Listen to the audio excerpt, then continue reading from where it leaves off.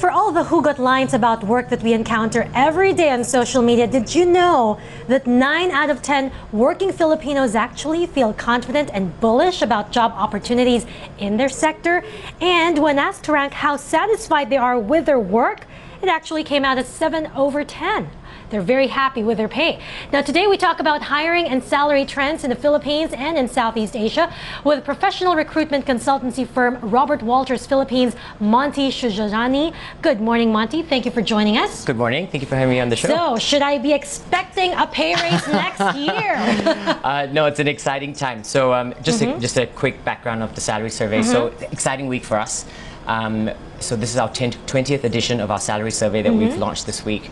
And so what this is, it's a guideline that our clients use to look at the trends of salaries that we've placed this year. So we have a team of analysts that compiles all the data of the placements that we've made this year, permanent placements that we've made this year. We talk to candidates, we talk to clients.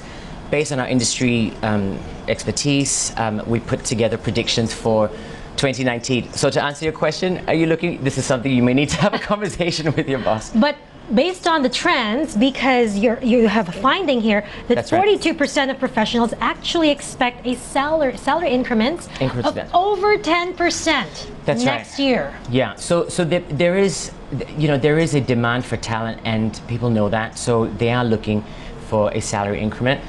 Is 10% a reasonable number? We think so, just because again there is a need for skilled talent. We've talked to so based on some of the stats that we've had, 93% of professionals are they feel very secure about their jobs in their sectors. What does that mean? That means actually it's a candidate-driven market. They can pick and choose what jobs, which companies they want to work for, because they actually feel that they're confident enough. Again, I'm covering mid to senior level, so we don't cover anything at the entry level to sort of the junior level hiring. So we're only analyzing the mid right up to the senior levels, and this is how it's becoming right now, where it is very candidate driven. There are very specialized skill sets that clients want in the Philippines that we got and we help identify. Is this a function of law of supply and demand, that there is so much demand and not enough supply? Absolutely, and this is why 2 years ago we set up in the Philippines, because this is where we come in and go, there is a demand. I mean, yes, there's 110 million people in the Philippines. There are a lot of people, and but what's happened now is, with the rise in digital and in technology, with the rise of e-commerce, so looking at tech talent, for example, is big for us. With fintech and in banking and financial services, there's a rise. There's a demand for very highly skilled risk professionals, compliance and audit backgrounds. I mean, I can go on in accounting and finance, for example, with the new train law regulations. So they want people with experience in taxation and audit, within HR. So there are these talents that companies want, and demand is, there's demand, but the supply is short, which is why we then have we've pioneered this initiative called our Balik Bayan campaign. Now the Balik Bayan campaign, it's supposed to reverse the brain drain. Yeah, so actually it's interesting because a lot of recruitment agencies go out, they send people overseas. So what we do is we bring them back, right? So we launch an initiative. We have an international candidate manager.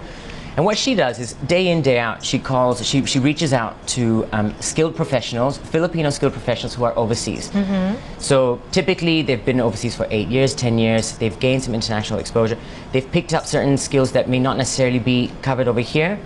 And we talk to them about, hey, did you know if you come back to the Philippines, these are the types of opportunities you can get, these are the types of salaries you can get, this is the contribution you're going to give back to the economy.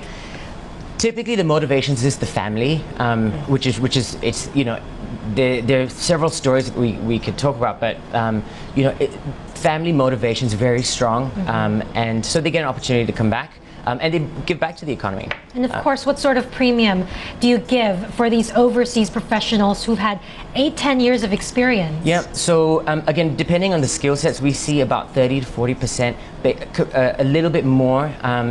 again, it's really depending on the skill sets, but on an average, it's about 30–40% more. Amazing. And what's your success rate? How well are you convincing them? How many have you brought home? Well, it's hard to put a number. To us, how we base success is when they start entertaining the thought of moving back.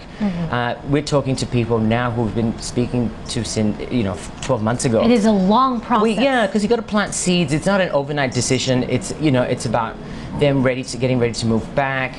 Again, it's a family decision. So it is a longer process, and we're really starting to see the rewards now. And going into 2019, our clients have actually come up to us saying, we want to hire Filipinos. They want to hire local talent, but they want to hire Filipinos who bring an international exposure, international sort of perspective, and apply certain things that can work.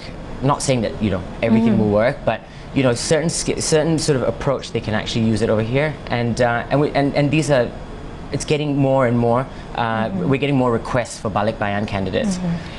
And when you do headhunting, when you place these candidates to specific posts, would you say it's more for multinationals looking for Filipinos, or Filipino local startup, local companies looking for Filipino talent? Well, it's interesting. So when we started, we worked mostly with multinationals, but it's now shifting more to the startups, because they're starting to realize the value that we can bring in from, they want to invest in talent. They want to invest in highly skilled talent. And again, I'm only covering from mid to senior level. So we are working with startups now who are looking for, again, digital talent, and so we're not bound or restricted by the size of the company. It's as long as it's within our discipline and that we can actually deliver based on the disciplines that we operate in. But these startups, they usually don't have very deep pockets. No, that's true, but they're starting to appreciate the value of actually investing. So a lot of startups who are backed by investors, they've got funding. A lot of the funding that they're using is now more into human capital. They want to invest more in highly skilled talent, because you're right, they don't have deep pockets. But what's the key success to businesses is having the right people and the best talent. So we're starting to see that shift moving into 2019 as well. I wanted to go back to what you mentioned earlier. There's just so much demand and not enough supply for workers. It sort of tells us that our bench is not that deep yet, especially for highly technical skills. Yeah. Is this the same case for other countries? I know that you guys, Robert Walters, is in 29 countries all over the world. That's right. 6 Southeast Asian countries. 6 in Southeast Asia with 7 offices. Is our case very similar to our peers like Thailand or Vietnam? Do they also have shallow benches for these highly technical skills? Yeah, absolutely. And once it is the case across the region. It's a candidate-driven market.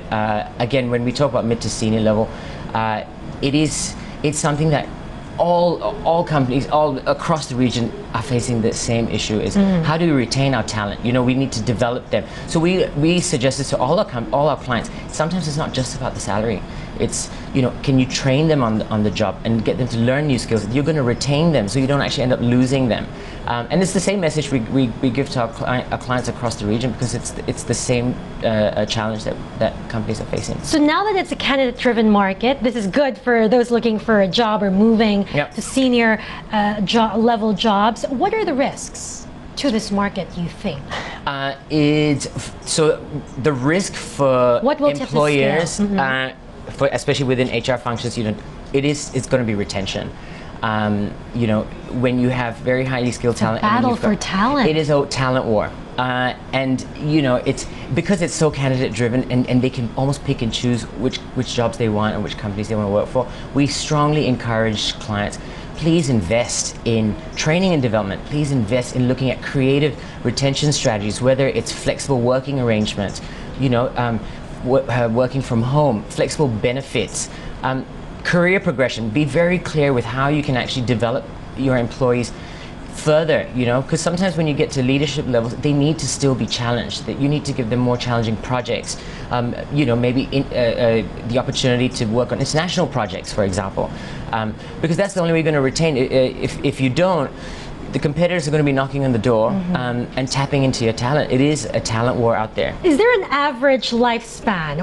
How long would on average would a person be staying in a job? Wow, that's hard to tell, because again, we've been here for 2 years now, so we're starting to in the international market, for example. With highly skilled talent, it's really hard. It depends on which area. We've seen, in technology, for example, we've seen candidates within employees within 2 years, 3 years, they get tapped up to move into, they start being wanted to challenge. They want to challenge themselves a little bit more. They want to learn new tools. In technology, it's evolving. There's something new almost every other month, couple of months. So people want to be challenged. So they will pick up and go.